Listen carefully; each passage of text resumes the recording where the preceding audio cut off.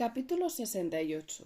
Descarté la primera casa que fui a ver con Félix. Estaba en el Monte Viejo. Era propiedad de la esposa de un funcionario holandés que al enviudar prefirió retornar a su tierra. La mantenía preparada, no obstante, por si alguna vez se le ocurría volver cuando la lluvia se le tornara insoportable y añorase los cielos luminosos del estrecho. Sin duda era una buena casa, grande y con extensión de terreno alrededor, pero la descarté por su situación. Alejada en exceso, no me agradaba la idea de que Víctor se quedara allí solo con Filipa mientras yo me movía por Tánger. La segunda fue una villa en el Marchand, propiedad de una próspera familia judía, al final del paseo del doctor Cenarro.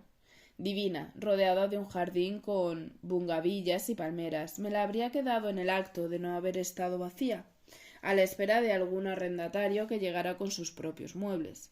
La tercera opción, por suerte, fue la definitiva, en una zona de nuevas construcciones, muy cerca del Hospital Italiano y de un club que yo desconocía hasta entonces. Recién inaugurado, me dijeron, lo frecuentaban mucho los americanos, hay montones ahora por aquí, desde el final de la guerra. Me bastó ver la piscina de aquel club vecino, el Parque Brooks, para confirmar que sería el lugar ideal para mi hijo y Filipa durante mis ausencias. Agua, sombra, gente alrededor, servicio de restaurante. Esa misma tarde dejamos el decadente Hotel Cecil y nos instalamos. Nos sobraba casa por todas partes en aquella preciosa villa de ventanas altas, molduras en los techos y frescas baldosas con patrones geométricos en las habitaciones. La construcción era reciente y los muebles escasos, pero de inmediato nos encontramos a gusto. Para alegría de Víctor, dos gatos que campaban por el jardín se convirtieron también en residentes. Mientras yo acomodaba ropa y enseres en los armarios, Félix, ardoroso en su papel de asistente, reaparecía cada 2 por 3 con las adquisiciones más insospechadas.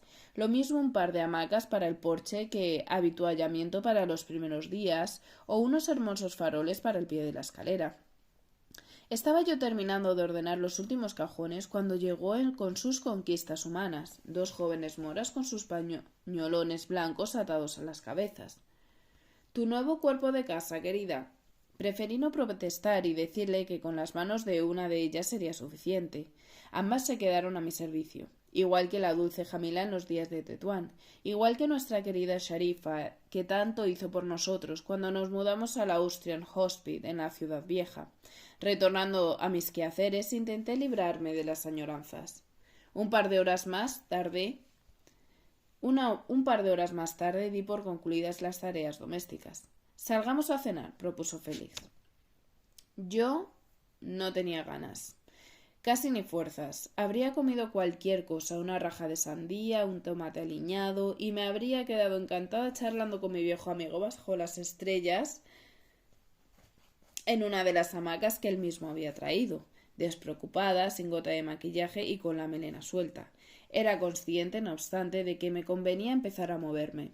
Acababa de cerrar primero el capítulo de la nostalgia y después el de la intendencia. Fin de ambos. Ahora hora de abrir el siguiente. Me vestí, me pinté y peiné con esmero. Primera noche social de una nueva etapa. Había que hacer el esfuerzo y dejarme llevar por Félix. Eligió él la terraza de Le Parade, otro local nuevo. Supuse que se trataba de uno de sus sitios favoritos. Me garantizó que era en estos días lo más de lo más entre el Vieux Bon tangerino. Resultó estar ubicado, Le Parade, en una villa de la calle Fez, reconvertida en restaurante, con jardín de tapias blancas, vegetación frondosa y una veintena de pequeñas mesas alumbradas con velas.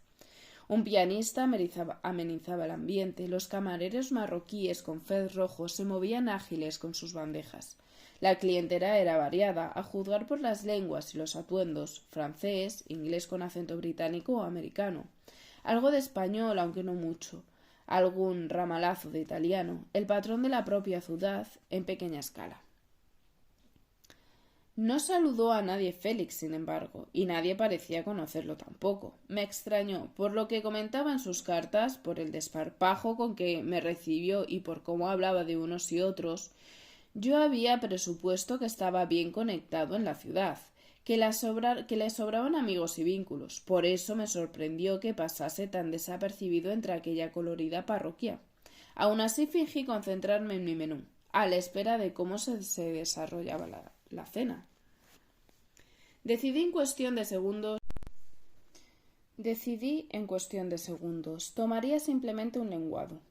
Él, en cambio, se demoró un rato, extasiado ante la carta, leyendo los nombres de los platos con sumo detenimiento, como si los paladeara, dudando y corrigiéndose hasta optar por Turnedo Rossini. Silabeó luego la palabra champán y, una vez acabó, colocó las manos encima del mantel y se dedicó a observar, fascinado, el entorno y el paisaje. «Oh, mira», susurró. «Ese de la chaqueta amarilla y el del pañuelo de seda al cuello es el gran David Herbert, un inglés, algo así como el líder de la colonia de los anglosajones. Y aquella, la del turbante, debe ser Félix». No me dejó intervenir. «Y mira, el rubio alto guapísimo que va hacia el piano, para mí, que es uno de los dueños de este sitio. Jay Has no sé qué se llama. Félix. Ni caso». «¿Y aquellos, los de la mesa del fondo, detrás de la fuente?», dijo casi sin voz, derritiendo de gozo. «Esos son los escritores neoyorquinos. Han llegado hace poco. Son, por lo visto, muy modernos y liberados. Viven en un hotelito del monte, seguro que escribiendo maravillas. Félix, ¿quieres escucharme? Disculpa, cielo. Es que estoy tan... Óyeme, ¿pero tú a toda esta gente no la conoces personalmente?» «¿Yo? Ya quisiera. Sé quiénes son, pero ellos andan por sus propios circuitos. ¿Y tú entonces?» Mi vida había dado tantas volteretas en los últimos años que de alguna manera irracional asumí que ambos, Félix y yo, habíamos hecho acrobacias similares en asuntos mundanos. Yo le hablaba de mis cartas, de mis idas y venidas por Madrid, Jerusalén y Londres, de eventos, grandes hoteles, gente dispar y extraños especímenes. La parte más vistosa de las cosas le narraba, la espuma que tapaba lo ingrato. En respuesta, por sus cartas supe yo de su mudanza e imaginé asimismo que aquel traslado implicó un salto vital drástico, el abandono de la existencia sumisa que vivió con su madre para incorporarse a la sociedad tangerina, más cosmopolita y sofisticada. Ahora, sin embargo, la realidad estaba trastocando mis presuposiciones. Con la actitud de Félix en aquel jardín caía en la cuenta de que su desplazamiento había sido tan solo físico, un mero salto geográfico. Esas gentes que nos rodeaban en Le Prade, aquellos extranjeros con sus je ne sais qui, hedonista, y aquellos profesionales expatriados, frívolos unos y formales otros, variablemente adinerados y similarmente desenvueltos, nada tenían que ver con mi antiguo vecino, nada de nada. ¿Félix? Me disgustaba amargarle el plato y el momento, pero necesitaba enterarme. Oficina de abastecimientos, negociado de estadísticas, de 9 a 2 y de 4 a 7. Y en mi tiempo libre, como te dije, intento pintar, aunque he de reconocer que no avanzo demasiado. Y 3 tardes a la semana voy al cine. Ahí estaba, abierta en Canal, la vida de mi vecino. Se libró de la tirana de su madre, huyó de Tetuán en busca del mito de una ciudad mágica y al cabo se encontró solo entre extraños, enganchado a un trabajo igual de tedioso que el anterior e incapaz de acceder a los círculos de artistas extravagantes que tanto admiraba. «Así que con toda esta gente tú no te relacionas», musité, como si necesitara convencerme de aquella verdad que alteraba de manera radical mis previsiones. «Mira, Sirita», añadió dejando de lado por un momento su efervescencia, «eso del legendario Tánger internacional a la vez existe y a la vez es un mito. Diversidad de orígenes hay mucha. Eso es cierto. Por mi trabajo tengo todos los datos en la cabeza. ¿Te lo recito?» No necesitaba los números, pero me servían para hacerme una idea de la estampa. Ahí van. De los 100.000 habitantes que en la ciudad tiene la ciudad, que en la actualidad tiene la ciudad, árabes marroquíes propiamente dichos, hay casi 70.000 y hebreos marroquíes unos 8.000. Entre los cristianos, los españoles nos llevamos la palma, en torno a los 15.000 censados sin contar irregulares.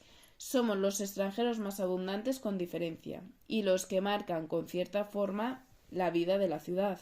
Fíjate tú que hasta se habla de construir una plaza de toros. Después vienen los franceses, que como son tan auténticos ellos y tienen su propio protectorado ahí debajo, parece que suman más, pero se quedan en 3.000 como mucho. Italianos e ingleses van luego, los siguen los portugueses y ya belgas, holandeses y un goteo de restos del planeta. Deslizó entonces la mirada sobre el ambiente. Y aquí convivimos todos en armonía, pero a la vez cada cual por su lado. Al final la ciudad está dividida por líneas invisibles, líneas no urbanas, sino de nacionalidad, de religión, de clase, y aunque algunos las cruzan, la mayoría se mueven dentro de sus límites. Franceses con franceses, ingleses con ingleses, hebreos con hebreos.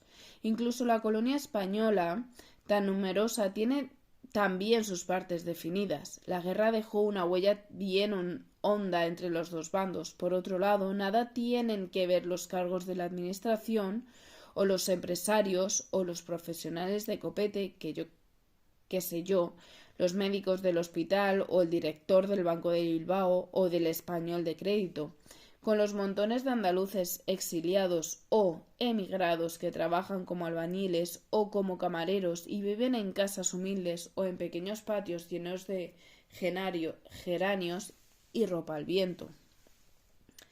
Empezaba a entender más o menos. En fin, querida, en mitad de este batiburrillo unos y otros se tratan con deferencia, y en el día a día cruzan constantemente sus caminos, por supuesto. Hay niños españoles en el Liceo Regnault y en el Liceo Italiano, lo mismo que en el Colegio Español hay niños hebreos y árabes. Hay también familias de distintas nacionalidades que conviven como buenos vecinos en pisos del mismo edificio. Hay incluso matrimonios mixtos. Pero al final del día, cada oveja con su pareja, ¿me entiendes? Cada cual lee su propia prensa, acude a su propia iglesia, ve en el cine las películas en su lengua y ventila sus asuntos al modo de su patria. Una buena panorámica acababa de exponerme. Hasta ahí todo correcto. Había, no obstante, algo que empecé a intuir desde que entramos en la parade y necesitaba que él me lo corroborara.